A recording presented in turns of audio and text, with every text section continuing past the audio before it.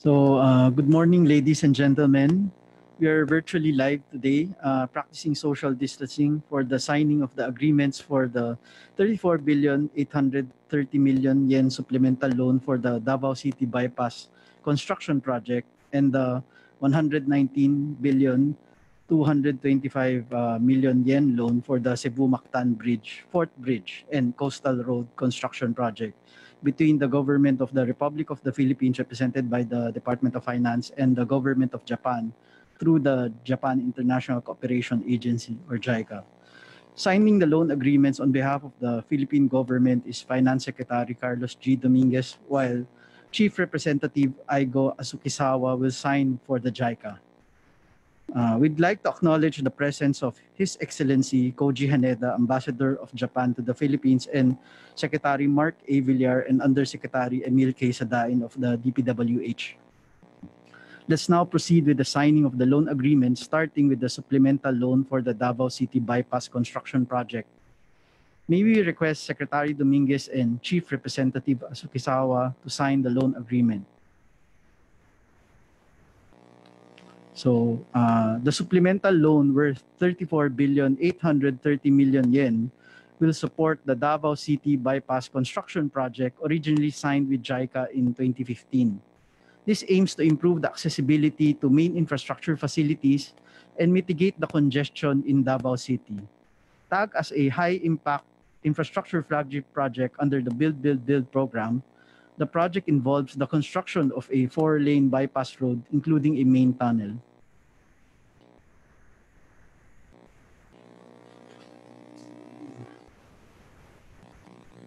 May we request Secretary Dominguez and Chief Representative Asukisawa to stand and formally exchange their copies of the loan agreement. May we give them a round of applause.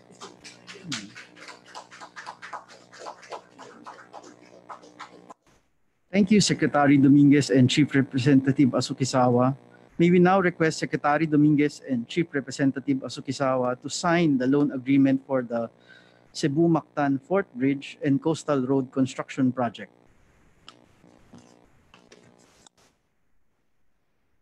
This loan, amounting to 119,225,000,000 yen, will finance another infrastructure flagship project aimed at improving the capacity of the existing road network connecting mainland Cebu and Mactan Islands. This will induce faster movement of trade and people by constructing a bridge and a coastal road.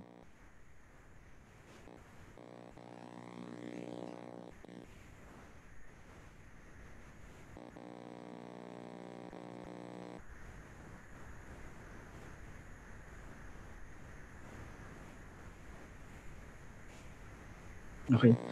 May we now request Secretary Dominguez and Chief Representative Asukisawa to stand and formally exchange their copies of the loan agreement. Yeah, please give them a round of applause. Thank you.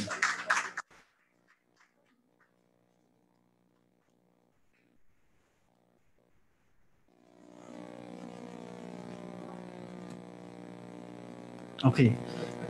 Thank you. At this point, may we now invite Secretary Dominguez to deliver a short message.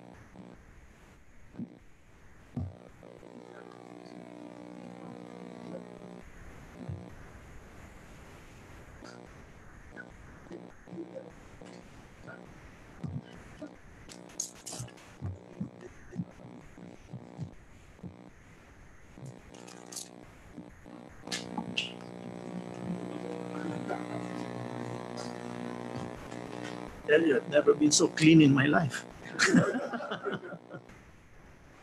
Thank you. Thank you.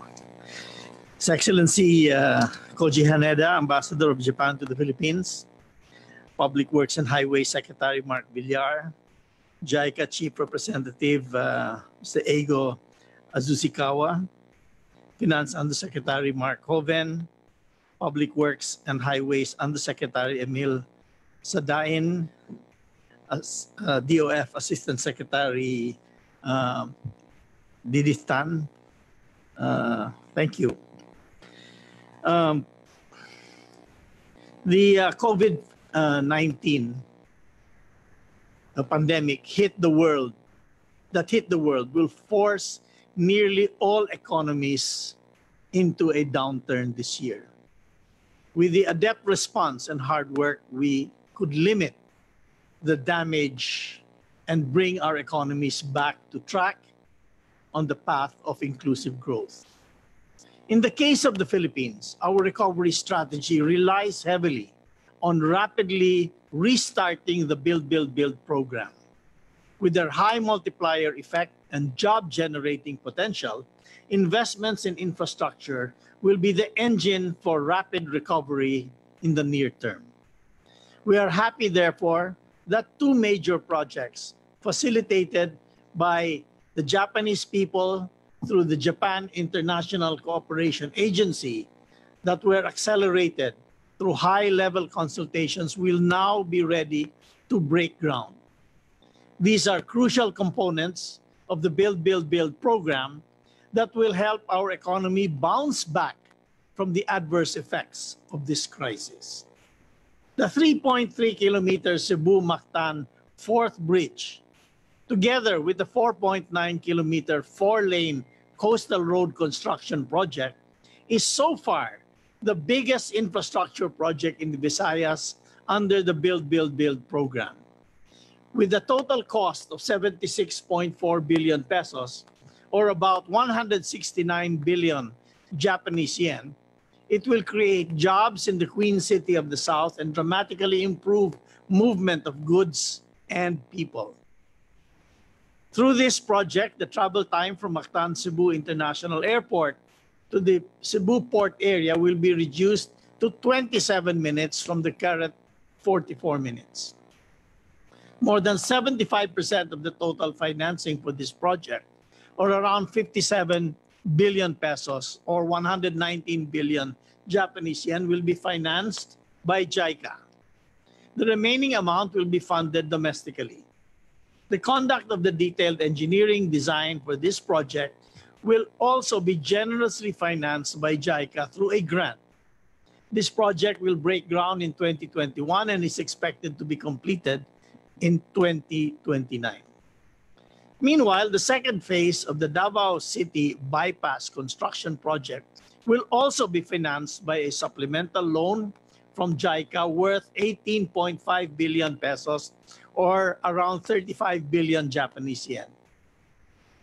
This project involves the construction of a 45.5-kilometer four-lane bypass road that will begin at Barangay Sirawan in Toril, Davao City, to Barangay JP Laurel in Panabo City.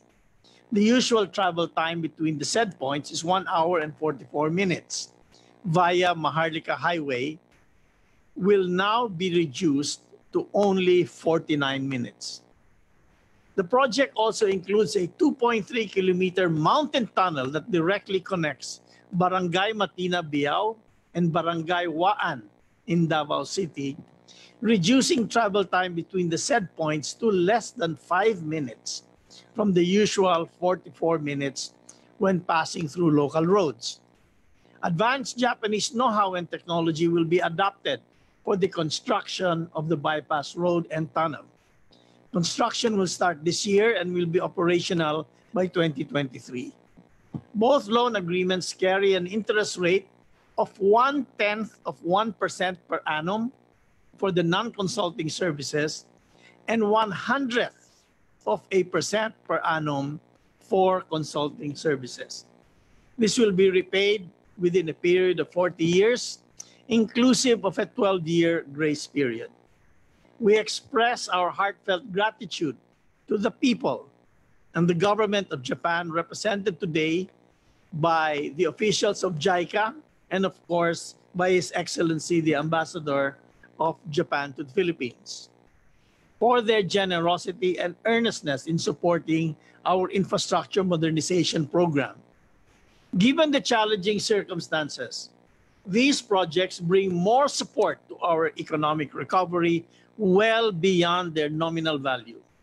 I also thank the government of Japan for extending a 2 billion Japanese yen non-project grant aid to the Philippines for the acquisition of urgently needed medical equipment for our frontline health workers. In seasons of difficulty, such as where we are in right now, we are always reassured by the strong bonds of friendship between Japan and the Philippines. With the generous assistance of our development partners, we are confident to overcome this crisis and come out stronger and more resilient than before. Thank you very much.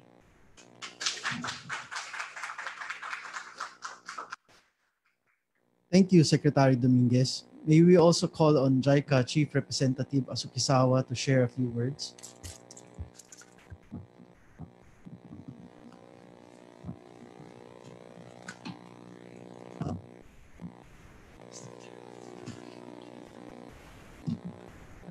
His Excellency Ambassador Koji Haneda, His Excellency Mr. Carlos Dominguez, Secretary of Finance, His Excellency Mr. Mark Villar, Secretary of the Department of Public Works and Highways, partners from the Government of the Philippines, and colleagues from the Government of Japan.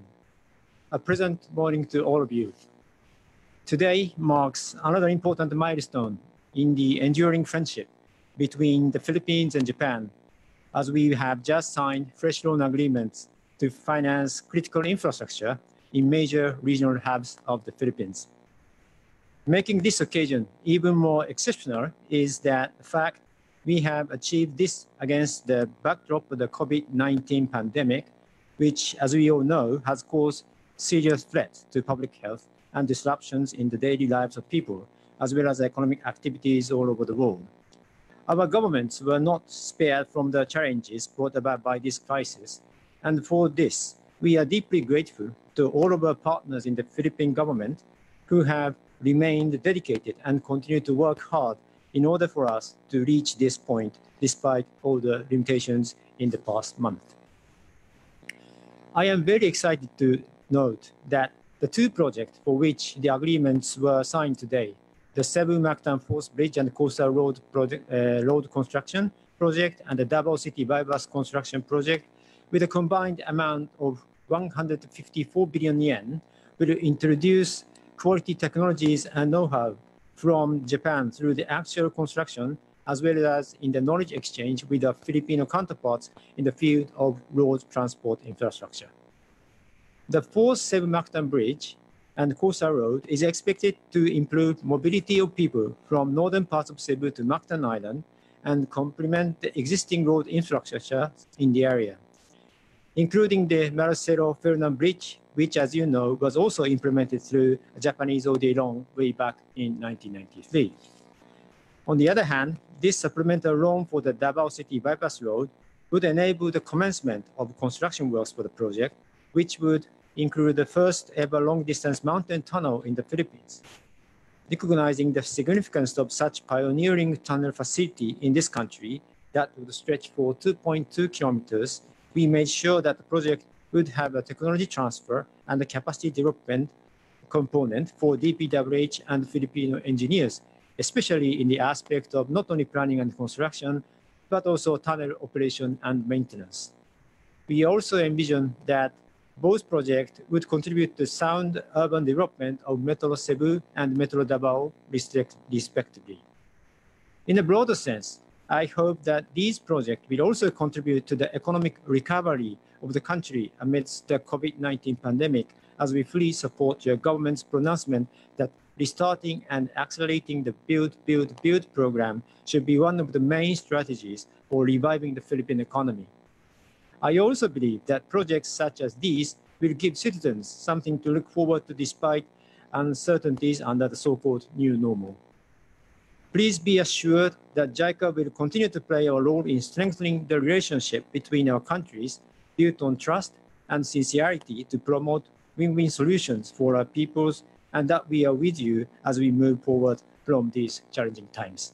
Thank you very much. Thank you, Chief Representative Asukisawa. Lastly, may we ask Secretary Mark Villar to deliver a short message.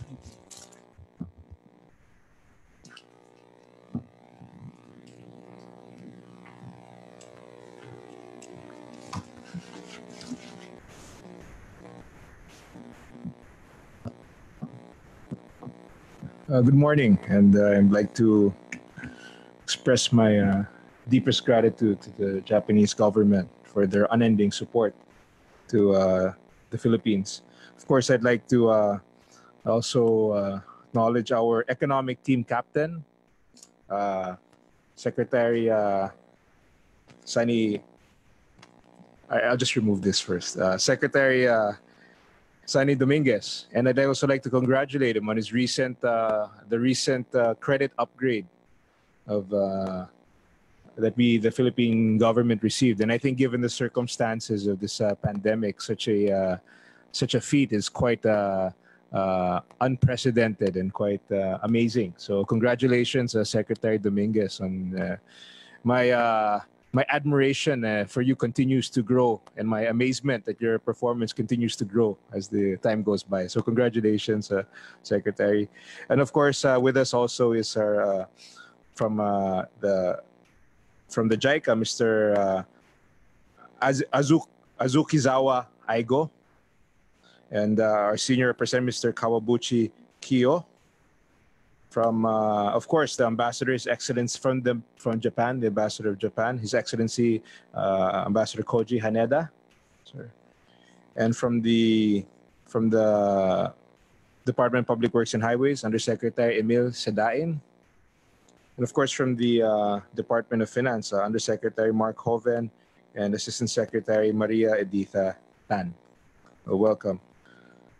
So foremost, I hope everyone is doing fine, and I'd just like to say that despite the major challenges that we are experiencing due to the COVID-19 pandemic, we will soon jumpstart the implementation of the Davao City Bypass construction project and the Cebu-Mactan Bridge with secured financing from the Japanese International Cooperation Agency. And we in the department and in the government are beyond grateful, and we now seal the loan agreement for the two of the biggest infrastructure projects of this administration, the Davao City Bypass, Cebu-Mactan Bridge. And as the Philippines' top official development assistance partner for many years, the newest loan from JICA will be used as the main budget for these two projects under the Build, Build, Build program of our President Duterte, that will benefit every Filipino in our quest to elevate the living condition through infrastructure development and economic growth. Earlier, they already Secretary Dominguez and of course JICA representative Mr. Aigo already gave us the details about the project, so I won't repeat this, but I'd just like to take this opportunity again to say that thank you to the JICA, to the Japanese government. Our partnership is as strong as ever, and these two projects represent the strength of the relationship between Japan and China, and we'll have this for a very long time to come. So from behalf of the government, again, I'd like to express our deepest gratitude for your friendship and support. Thank you very much.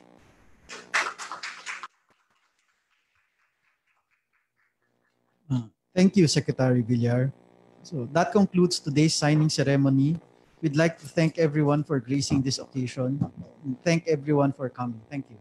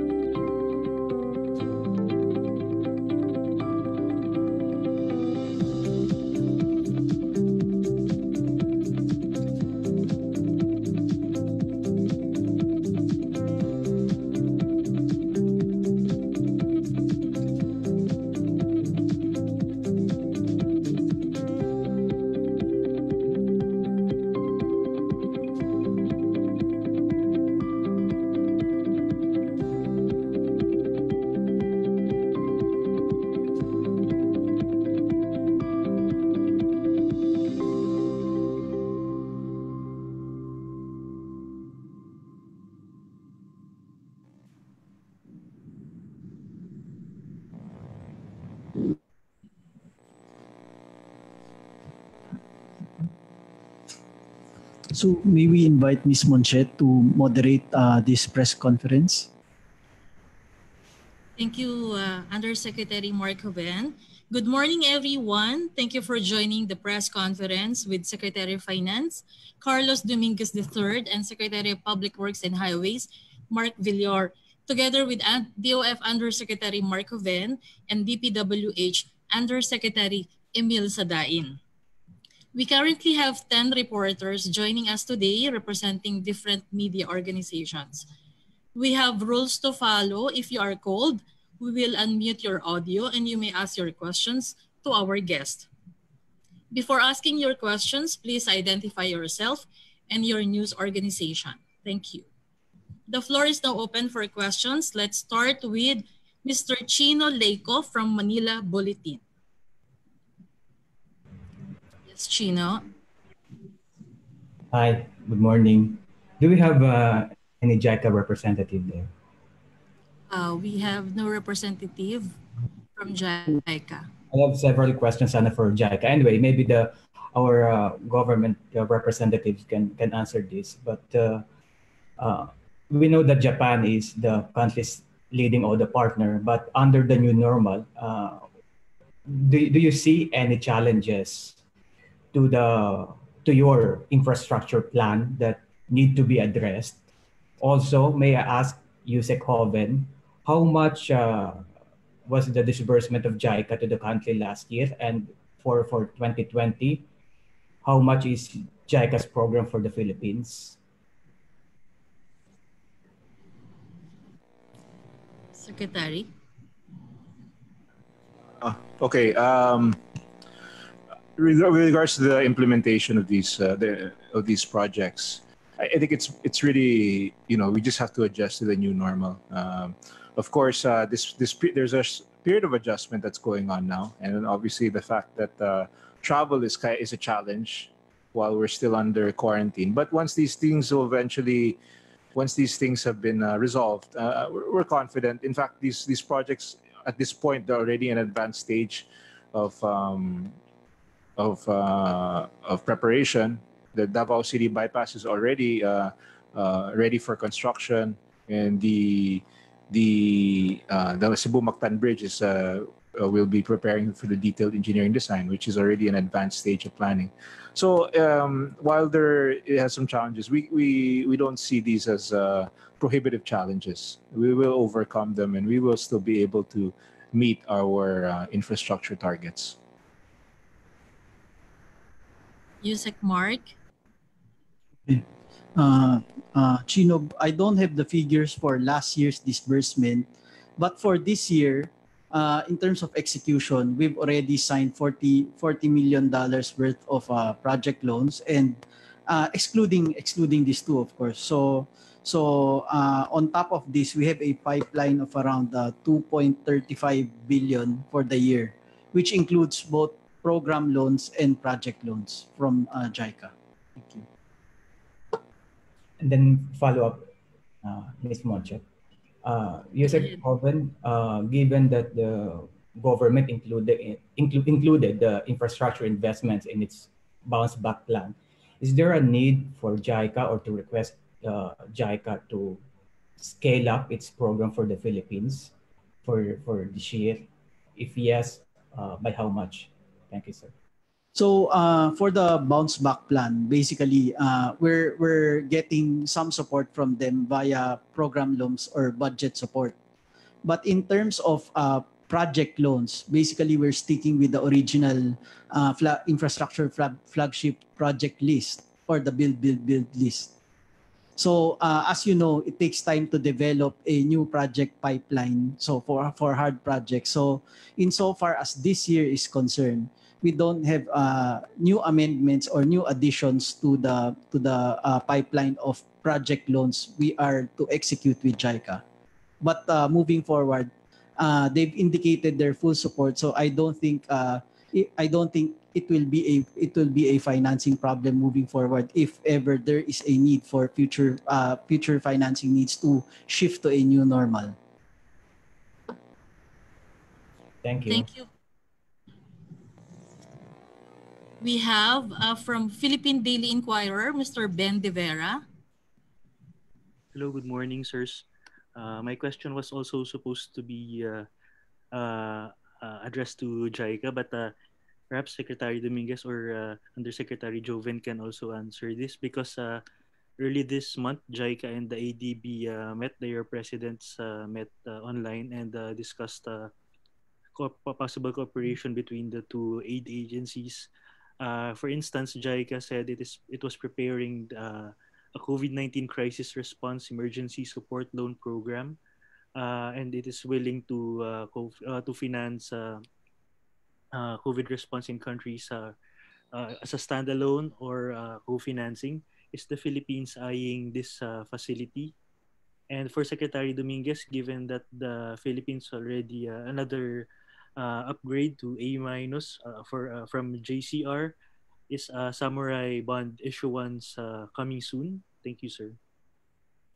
Thank you very much. Oh, definitely, we welcome the announcement of the government of Japan through JICA for their support for anti-COVID projects and financing.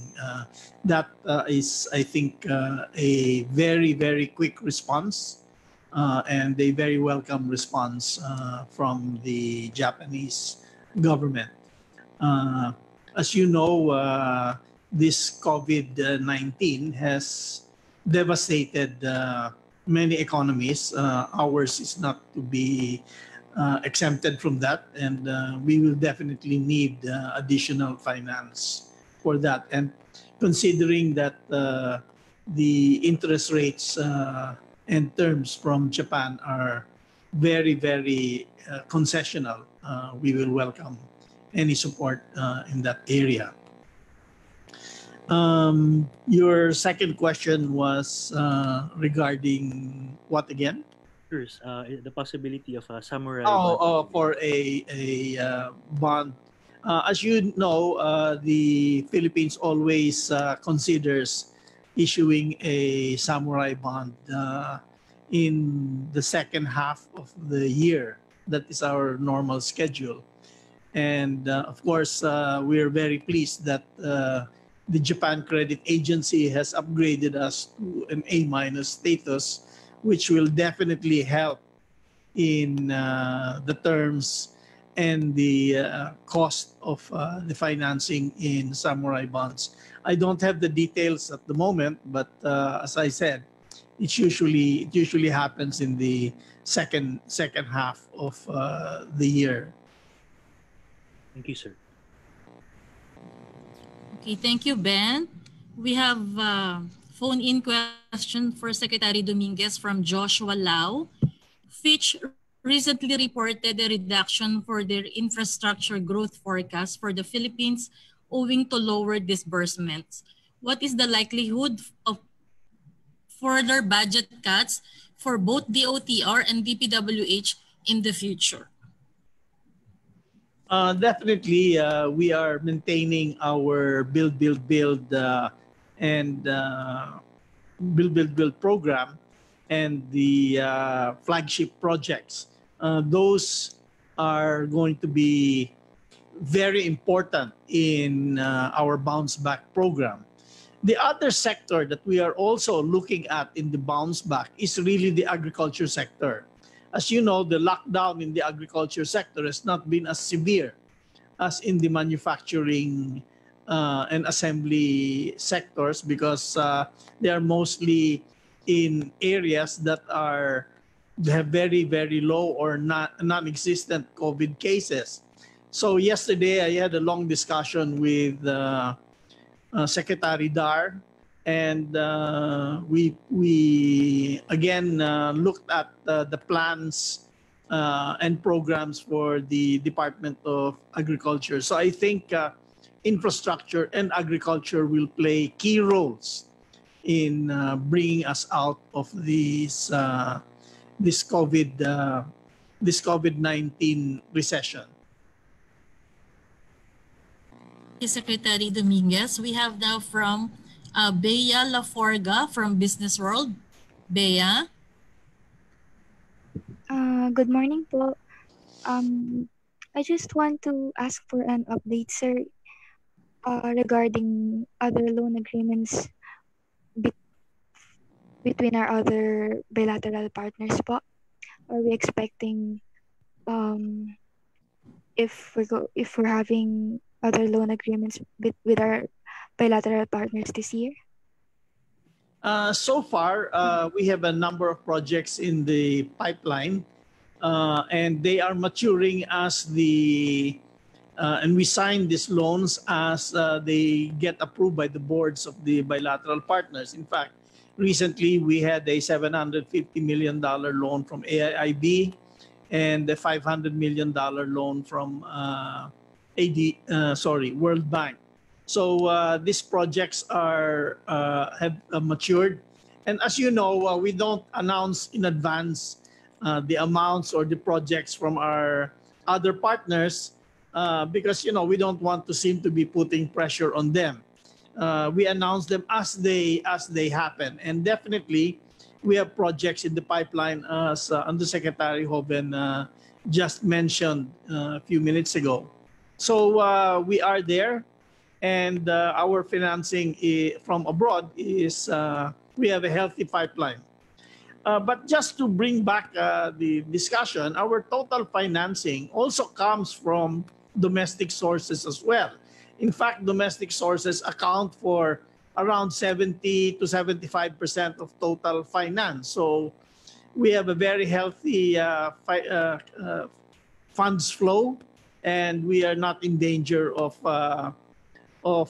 stumbling in or not having enough money anytime soon. So we are in very good financial situation. Plus, as I said, the timely upgrade of the Japan credit rating agency to A- affects not only the government bonds or issues, but it will also open the eyes of foreigners to the possibility of making foreign investments, either through direct investments or through buying our bonds, more likely. Thank you po, Secretary. Ms. Monchet, follow-up lang po. Okay, go ahead. And Secretary, I just want to ask, what is our borrowing mix ratio for this year? What? What's gonna be our borrowing mix ratio for this year po? Around 70-30, around the same as in any normal year. That's happening. Although this year we accelerated the foreign borrowing. First in the commercial market, as you know, we issued a $2.3 billion in the U.S. Commercial loan market because we were concerned that this COVID-19 would probably put a huge demand on commercial borrowing. So we closed the deal sometime in April, and we were quite happy with the results. The average interest rates we paid for the 10-year bond was 2.45% per annum, and for the over 10 years, I think it's 25 years, was 2.9% per year. So that's quite good. In fact, it's the largest issue that we made at the lowest rates and the very tight spreads compared to our peers. Thank you po, Secretary. For Secretary Dominguez, sir, we have a phone-in question from Joanne Villanueva, PNA. With financing for BBB projects remaining secure on account of investors' confidence on the domestic economy, can we expect a big jump in the contribution of government construction on domestic output in the remaining parts of the year? Well, as the COVID-19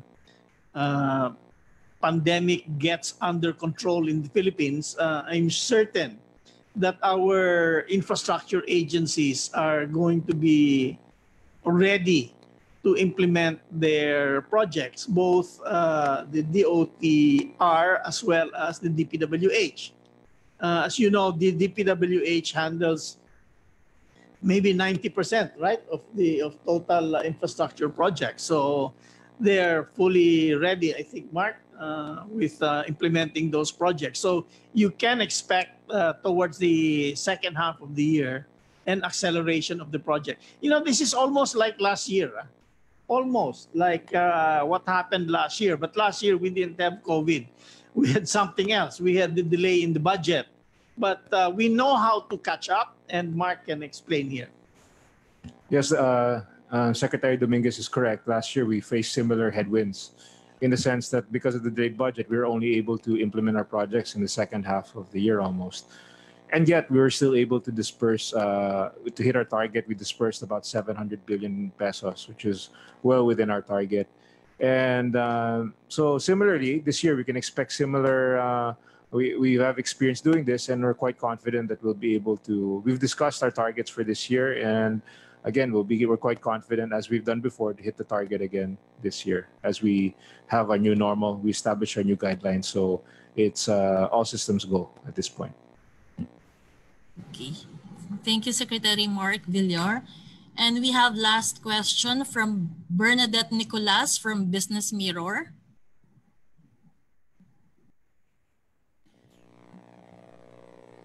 Okay. Bernadette, are you online? Hello, good Okay. morning. Okay, go ahead, Bernadette. On the Cebu-Mactan Fourth Bridge and Coastal Road project, I understand that JICA would be financing the grant for the detailed engineering design of the project. May we know if we already have the determined? May we know if we already have determined the amount of the grant po?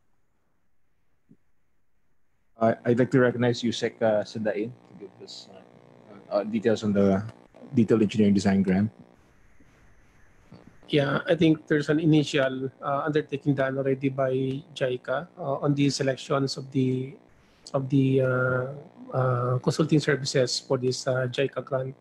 And nevertheless, they have identified, if I'm not mistaken, joint venture of Choday and Oriental Consultants, but they're still in the perfections of the contract for the engagement. But nevertheless, as an advanced work, the team of the consultants have gone through already doing some preliminary engineering just to start off with the detailed design works.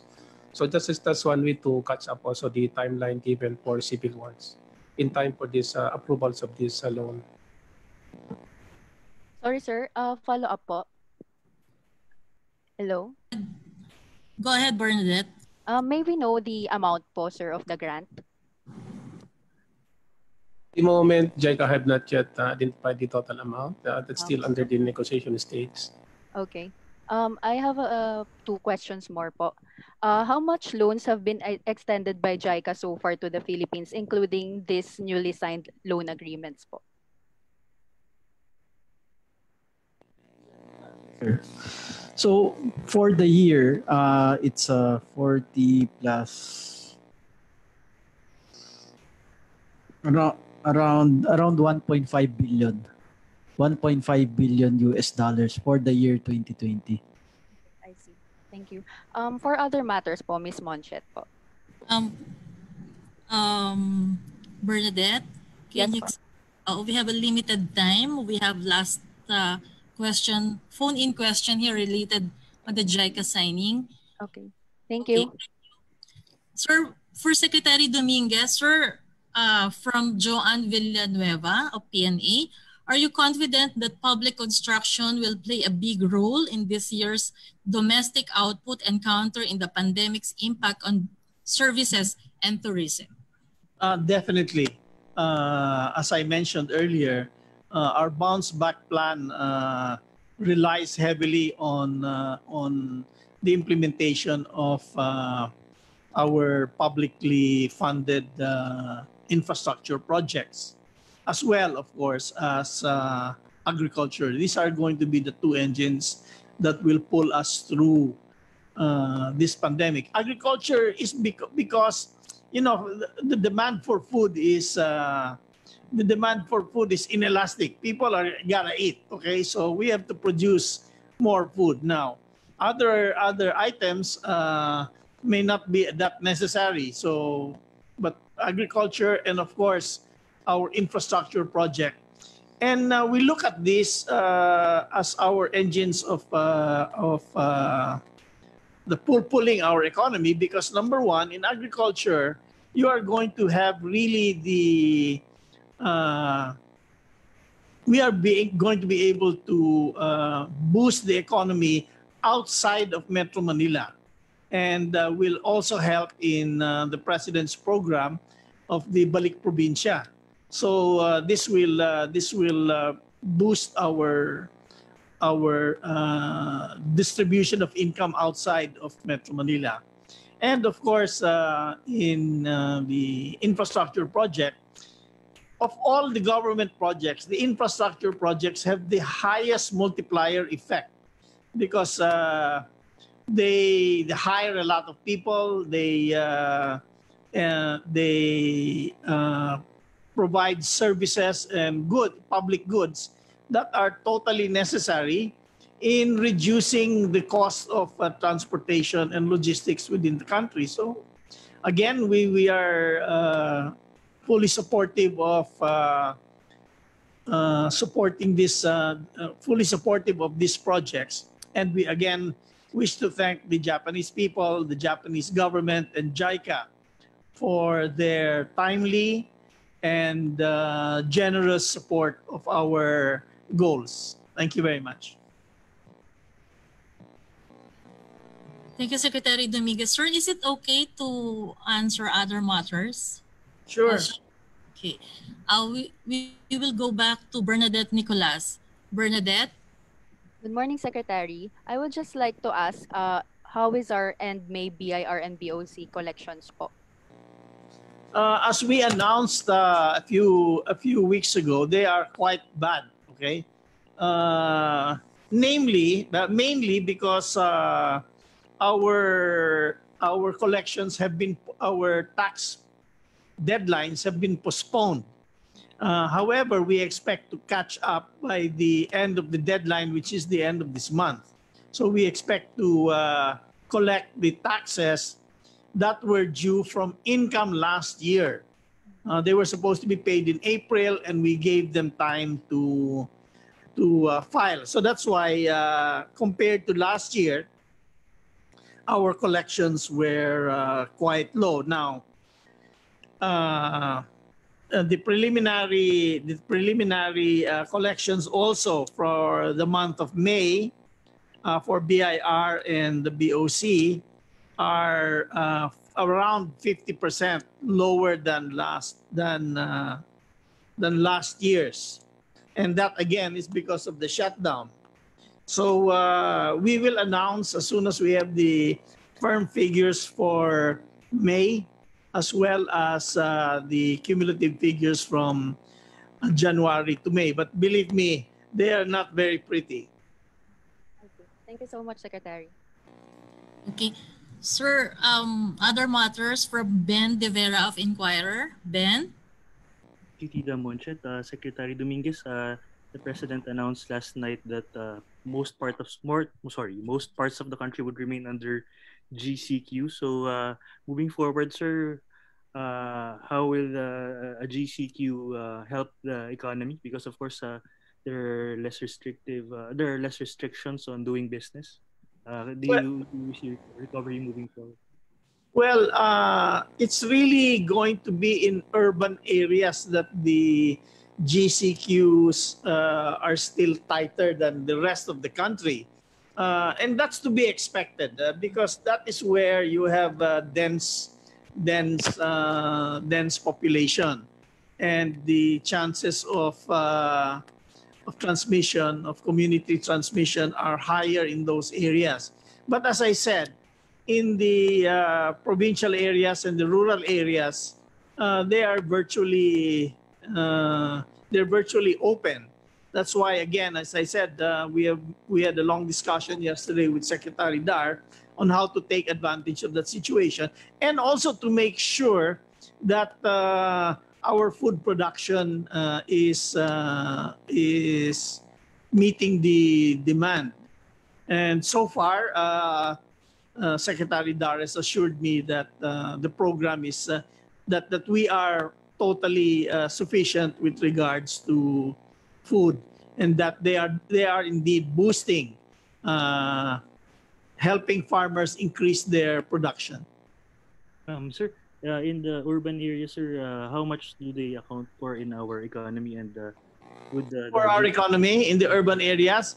Well, I tell you, in the what we call not Greater Manila but Mega Manila, it's probably close to 70% of our total GDP. And again, that's why it's very important. This program of Balik Probinsya is so important, so that we can disperse the economic activity throughout the country. Thank you, sir. Okay, thank you, Ben. Sir, we have last question from Chino Lake of Manila Bulletin. Chino. Hi, sir. We have already relaxed our quarantine measures from ECQ to GCQ, but based on your discussions or maybe meetings with some experts and the business sector, has the pace of return ng consumer confidence aligned to your expectations? Because many are saying that even though we relax our quarantine measures, consumer confidence isn't there because of the high infection rates. You know, I was just talking to the Japanese ambassador before this, and we were talking of consumer confidence. And he told me that even in Japan, the consumer confidence has not really returned 100%. And I was just telling him that it seems that in the Philippines, the same thing is true. A friend of mine told me that he went to one of the malls recently, and they are still one of the high-end malls, and the number of people there are not as certainly a lot fewer than before. However, in the other malls where there are more, how would you say, essential services and food, there are more people. And those are not really the high-end malls. So we are experiencing some return in consumer confidence. But again, people are still worried about catching this virus. They are worried about their future income. And, you know, I think that is a good thing to be cautious at this point in time. So our goal is, I'm sure the goal of the entire government is to come to some kind of situation where we are ready to open a little more. You know, the lockdown actually bought us a lot of time, okay? And they bought us time to construct areas where we could house our sick people. I think Mark was very much involved in that. And we have done it to improve our hospital capacity, to improve our capacities to handle this. And I think in the long run, this will improve people's confidence in the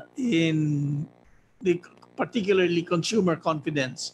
But really, when you get down to it, people are really waiting for items like the Avigan, which is made in Japan, to really prove itself an effective cure or a vaccine. I think only when we have those cures and sure cure and a good vaccine will consumer confidence really return. Okay, thank you, Secretary Dominguez, Secretary Villar, Undersecretary Mark Joven, Undersecretary Emil Sadain. That concludes our press conference this morning. Again, thank you for joining us. Stay safe, everyone. Thank you. And everyone, stay safe. Don't be like me. I took off my mask. Thank you, sir.